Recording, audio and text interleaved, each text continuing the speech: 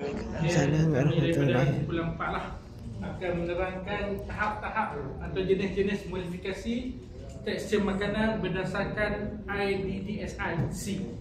So banyak sikit tapi insyaAllah takkan habis sampai pukul 2 lah. Okey. Satu sekali kita habis. Okey nah.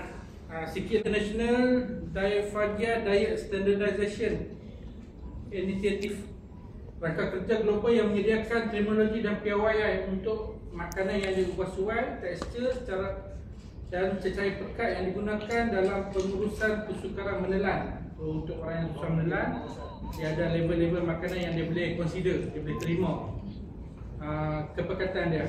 So, rangka kerja ini bertujuan untuk meningkatkan keselamatan dan penjagaan bagi individu yang mengalami dysphagia merentas semua peringkat umur selain nipis, iaitu contoh dia air, teh dan jus.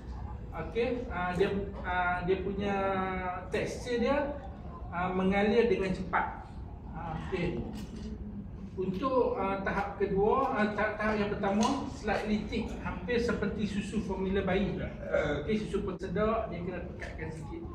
So contohnya jus mangga dan minuman yang diperkental lah. Dan level ketiga adalah moderately thick ataupun liquid side. Isi yogurt dan madu. Dan pada tahap keempat adalah extremely thick atau puree.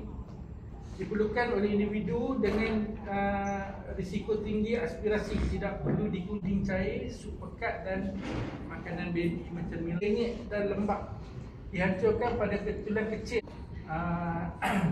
kek span dan nasi lembut. Dan pada tahap ketujuh adalah makanan biasa lah, makanan yang boleh ditelan oleh woman.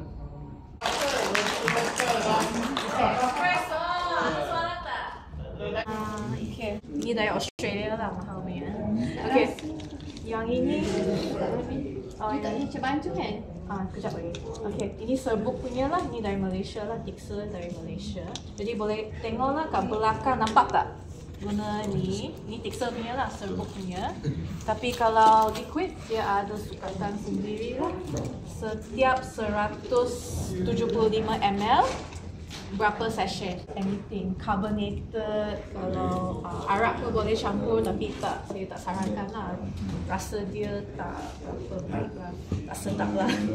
Okay, jadi ini tak boleh minum lah, ini air pipe lah.